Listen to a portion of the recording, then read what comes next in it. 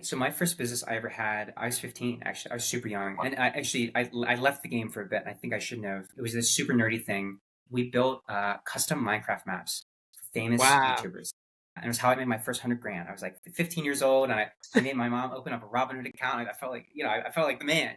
What's going on, guys? Andre Hakel Jr. here from Client Ascension, and welcome back to the channel. I haven't actually spoken to my audience in a long time. I've just been ripping these case study interviews for students in Client Ascension. And right before this interview went live, I actually went back on the channel and looked. We've been doing these for over 2 years now. The first one was posted in November of 2022. And so we've just been behind the scenes running our coaching program, Client Ascension, and working with students like Nick Palaz, who was at first student success story, and now Nathan, who's the latest, who I have here with me today. First interview of 2025. How's it going, bro? I'm doing good, man. I'm excited. Q1 is off to a good start. Yeah, it's good. How are you?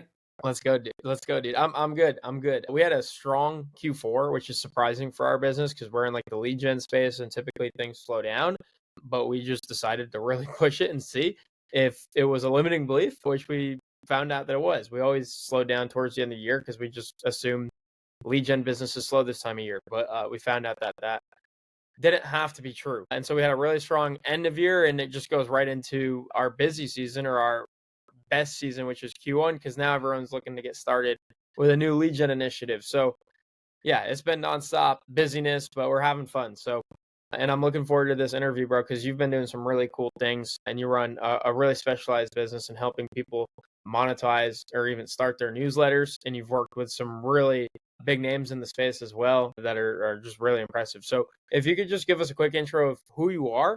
And then tell us as well where you started in terms of like your revenue before you joined the Client Ascension program and kind of where you're at now. And then we'll blow it wide open into hearing the full journey from there. Yeah, good stuff. So my name's Nathan. I'm from Ohio. That's relevant. Our company's called the Feed Media, and we basically work with newsletters. So we help grow newsletters, and we help convert readers into revenue. And so it kind of looks like maybe like two ICPs. So one are more like personal brands with newsletters. So we work with like uh, Tyler Denk, who runs Beehive, Arnold Schwarzenegger, Jesse Pujji, who's a really cool buddy, Wow. good entrepreneur, and then a lot of like what I would call like newsletter native media brands, so like where the newsletters the product. So we work with like the Lord CI newsletters and a lot of like B2B newsletters. That's our space. That's what we do. Dude, did you say Arnold Schwarzenegger? Yeah, dude, he's a man. He's cool. His team actually is also like wild and stacked. It's basically a bunch of jack guys, and then like me, the like little internet nerd who gets on these calls. Dude, that's so cool, man. I've kind of found that out in regards to, like these guys that operate at a really high level. They're really good at hiring people that they can like lead in a sense where like these people want to be like the leader of the company. So like these guys that join Arnold's company probably want to get fit and jacked, or they already are fit and jacked, and so they're naturally like wanting to work for someone like Arnold. I experienced that going to Patrick Bet David events. These guys are all like suited up, super professional, super like, loudly spoken, like all into the politics and like the overall state of the country, like not just business. They just all are replicas of PBD. And I'm Yeah, like, that to me is like the biggest sign of a really good leader. Because PBD is just like, he's inspiring other people to want to be like him. And they are becoming like him. And then that builds a really, successful business. So I was really impressed by that. I just felt I was surrounded by like 100 PBDs when I went to his event. I do that. Yeah, I think it's I can see what you're. I think it's very self-selecting. Like if you're on Arnold's team for like a year or two and you're not like at least a little big, you gotta commit. All right, man. I don't know what I'm doing here. I gotta work this stuff. Yeah. Yeah. That's awesome, bro. So you have a lot of experience, and I know for the most part, almost all of these clients were people you were working with before you joined Client Ascension. So this is a very different type of case study interview because most of the students that join the program either start at zero or close to it.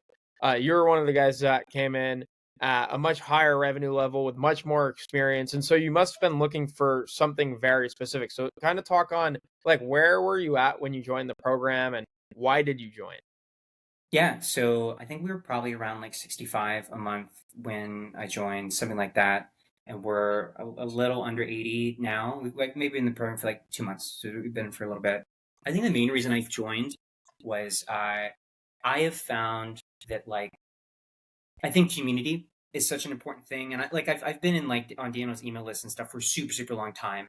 But like as I've done more of this and I've gotten to just meet more cool people that I look up to and I think are really awesome, I've just seen like thematically just how much being in a group of people who are trying to do the same thing helps, right? You see that like we were just talking about before we hit record, like down in Miami, right? There's like Mason and Ben and Jimmy and like I think Oliver Mercado is down there. And, like we've got those guys who are just they're all in it and like they're just living in it. And so it's very, I think, difficult, almost like the Arnold thing we're talking about, to be in a group of people who all want the same thing and not go towards that thing. Yeah. And so I have a couple places where I feel like I get that energy, and CA is definitely one of them.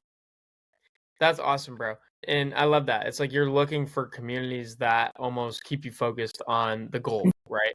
And that's really hard to do if you don't come from that background. And like I even myself grew up in a really small town in upstate New York, and I'm actually back here now. But for the past 3 years, I was down in Tampa, similar to the Miami situation, and I was surrounded by people in Client Ascension, even my business partners, and we're all just living and breathing business.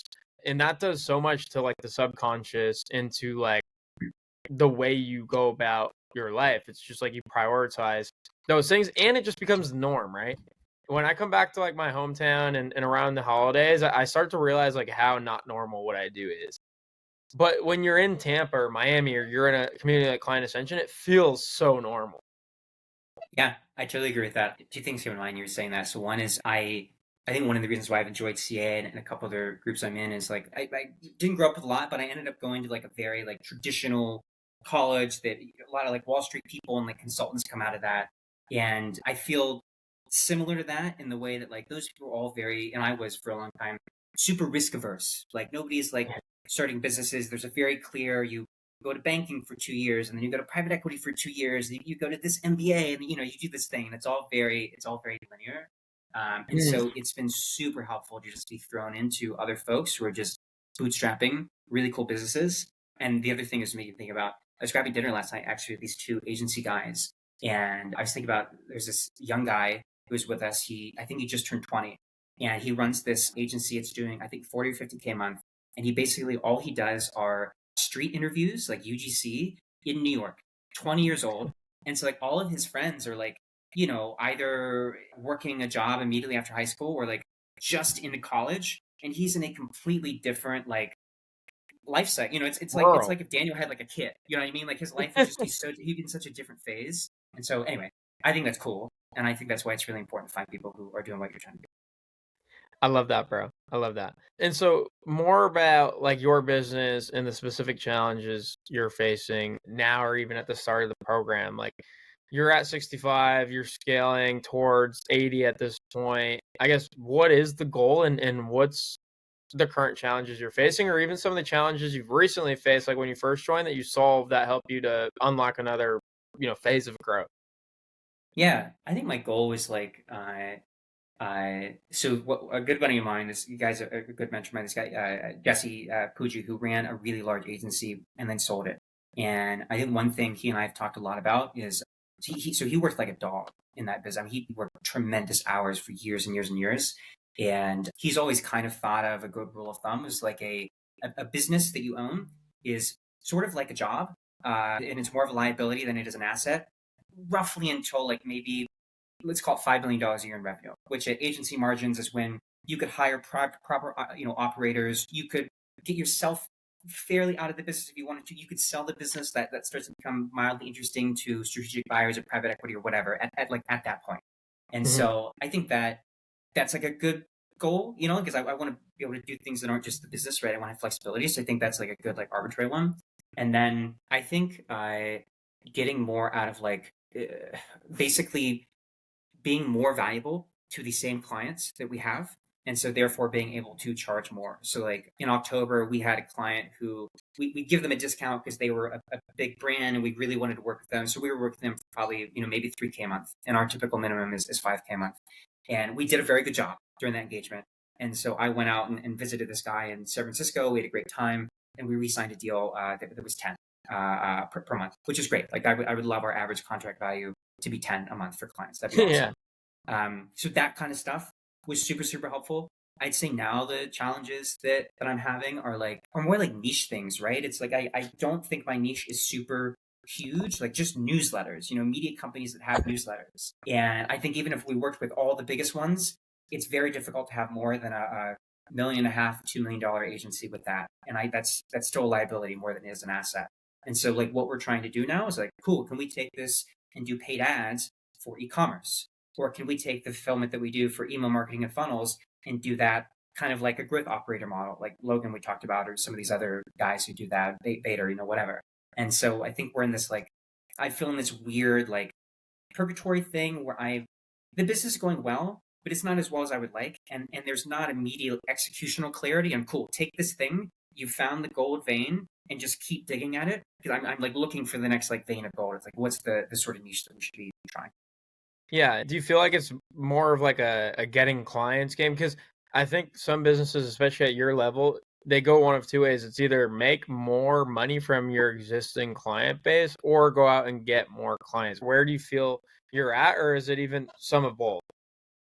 I think it's a little bit of both. Like, I think that, so for instance, The Rundown, which is a big AI newsletter that we work with, they have like a higher ticket subscription product that sits behind the ad monetized newsletter. So, in theory, even though we only do ads with them, could we do all of their email nurture and do some of their funnel, and be valuable there more than what we charge? I think so. And I think like the best media companies have the high end LTV stuff in the back.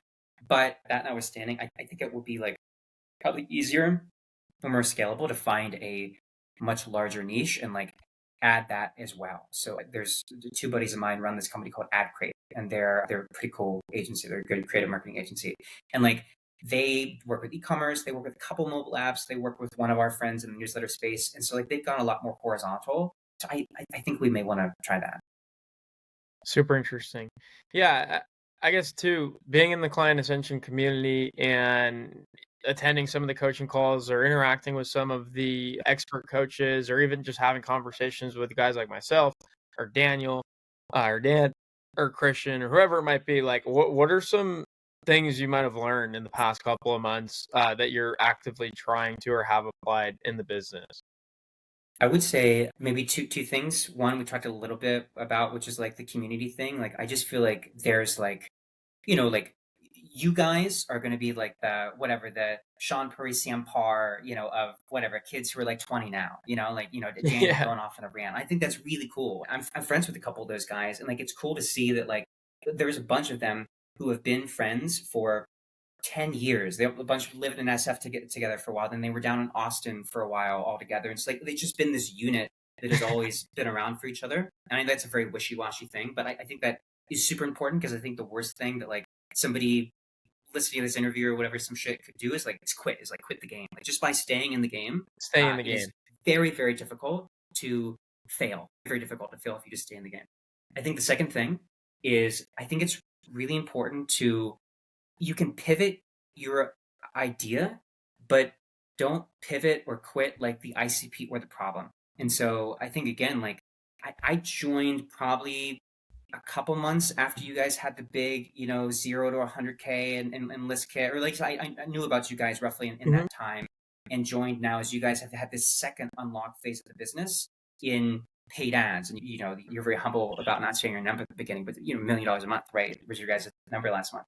And so I think there's a big lesson in that, which is that, Daniel, you guys have been talking about fucking cold email for years. And you guys Yeah. have taken that from so many different angles, from Twitter content to then low ticket products and courses in the beginning days. Now you have Client Ascension. Now you're doing SaaS. Like you've tackled the same problem in so many different ways. And it turns out the software one is the one that's going to get you guys to whatever, 50, $60 million plus exit. So you guys have pivoted and added on different solutions, but you never quit the ICP, you never quit the problem. And I think there's a big lesson in that. Huge lesson in that. It's like just stay in the game. It's like the best business strategy I've ever learned, even from my own experiences, is just stay in the game. And the best example of that is Client Ascension as a coaching program. Like coaching programs, I feel like are the easiest businesses to run. And the reason people start a coaching program is because they're not good at running a business to begin with. And it's easier to start a coaching program and then coach rather than do an actual business. So that's one thing we've always held ourselves accountable to. When we first started Client Ascension, we were running and scaling our agency. And then that turned into our SaaS, which we're now, our SaaS is double the size of our coaching program business in a third of the time, because our SaaS started a year ago. Our coaching business started 3 years ago. But what I am most proud about of Client Ascension is we've stayed in the game for 3 years, and we've not been flashy. We've not seen insane revenue growth or record revenue months just because of Client Ascension alone, but we've stayed in the game. We've held true to our morals. We've produced consistent student success stories, and that's it. And we want to stay in the game for the next 10 to 20 years, and that's really the goal. And it's crazy because I work not too closely, but I work with the sales team sometimes, or at least Dan, who runs the sales team, and we'll always hear of different competitors. So like for the next 3 months, we'll probably be up against one competitor. And then that competitor will all of a sudden disappear, and then a new competitor will come up and a new one. There's not been a single competitor that stayed with us for the 3 years we've been in business. It's always someone new. And to me, like, that's crazy. But it's also not too surprising because coaching programs, again, are the easiest businesses to run, in my opinion. But like you said, just being around a group of people that stay in it no matter what and constantly evolve and apply their learnings or what they want to teach or share in the world to different business models is really cool. And I can see that for you as well. Like, I'm sure you're going to pivot and change business models. Maybe you'll start a SaaS. Is that something you've thought about? I think so. I mean, my first business I ever had, I was 15 actually. I was super young, and I left the game for a bit. And I think I shouldn't have. It was this super nerdy thing. We built custom Minecraft maps for famous Wow. YouTubers, and it was how I made my first 100 grand. I was like 15 years old, and I made my mom open up a Robinhood account. And I felt like I felt like the man. It's cool. And then I went and did a bunch of stuff that was like more risk averse, right? I went to college, and then I got a traditional job, and I just think about like God, if I just Stop kept it. trying shit, I would have like 8 more years of, I should have, I should have stayed in. But yeah, I mean, in the future, I don't know. I mean, I in general am very conservative financially. And so I think I want to get to a point where I, I think the average person, if you had $5 or $10 million of net worth, it is virtually impossible to ever lose that or ever like, unless you're just silly, spend above that what you could get paid from dividends. And so at that point, like practically speaking, like you should be willing to do the big venture funded bet, do anything you want. And so yeah, I think we could get there in the next couple of years. And so I want to do that first, and then there's like other ideas that I think are more like far fetched. I'd want to try and play around with. But yeah, number one thing, Yeah. I don't want to leave the game. I'm not, I want to Yeah, keep it's it. just you're timing the specific projects and ventures you actually want to put effort behind based on where you're at and what your risk tolerance levels are, which I think is really smart. And that's like a good way to go about doing it. That's what we did with our coaching program and agency and SaaS. It started with an agency and then the coaching program and then the SaaS.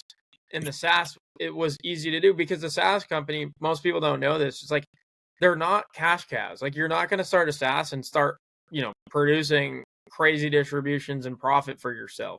Like even with ListKit, profits are slim and everyone knows that. And it's like we're not getting rich off of ListKit today, but we're building enterprise value for a get rich overnight at the time of an exit, if that is where the company goes.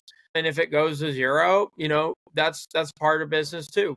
But Client Ascension in an agency business prior and at the same time producing cash flow for us personally allows us to be way more risk tolerant with a company like ListKit, which I think is a big competitive advantage to people that only have a software company because they can only afford to do that for so long before they have to go out and get a job or sacrifice growth for taking more profit. You know what I mean? Yeah, I agree with that. I agree with that. The other thing I was going to say on like just like do I start a SaaS or other stuff down the road? So I have some grand idea about working with newsletters. Like it was by chance. It was serendipity. I was helping build a company that was acquiring mobile apps and happened to, so we would acquire from all these super dope entrepreneurs. Like they never went to college. They just launched these mobile apps and a bunch of them they're doing, five, seven, $10 million a year, 40-50% EBITDA margins. You've never heard of these people. They just fucking got to it. And a couple of them, or two brothers, owned a newsletter. And that's how I found out about newsletters. And I was like, oh shit, all right, well, if these guys are legit apps, I guess newsletters could also be a viable business. And that was the whole thing. And so I think there's like the learning in there for me has been like, it's not like I have some grand plan, but I do think there are like different types of luck.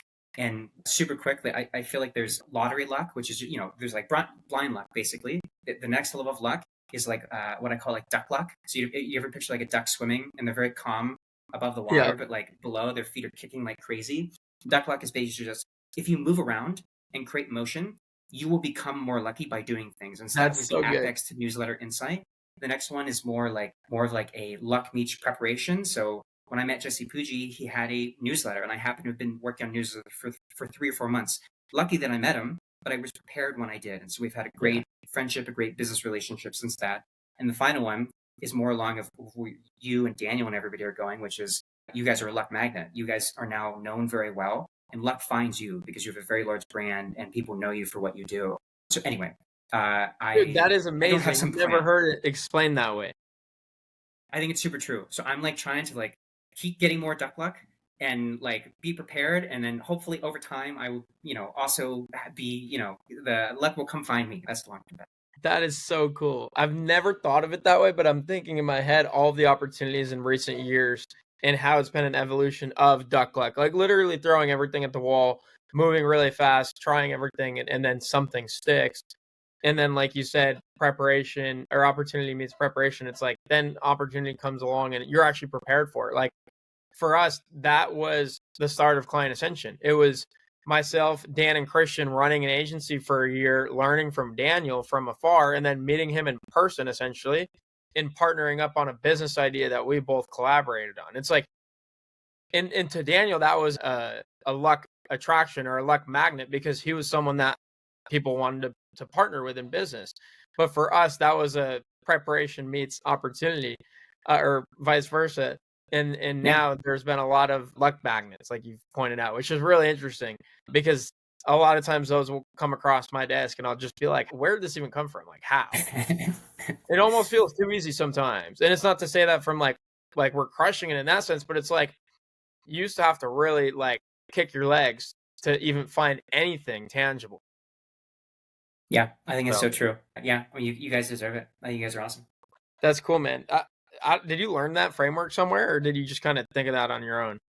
I think it was like a Paul Graham has talked about parts of it, but then I was like, what's a better word for like the thing where you're just making motion? I was like, oh, Duck duck luck. luck. I like that. Yeah, That's I got so I got good. a ton of this shit, dude. We gotta bring the cigars in. You come hang out. We'll text talk shop. We'll do a long form podcast. We gotta get that. That was gonna be my next thing, bros. We gotta, especially because you prioritize community over anything else. We gotta get you out to one of our events in Tampa. We do these big events once a year, at least a big event. Like in October, we had over 100 people there, and then we'll do smaller events like satellite type events or fly-ins or office events every quarter at least as well.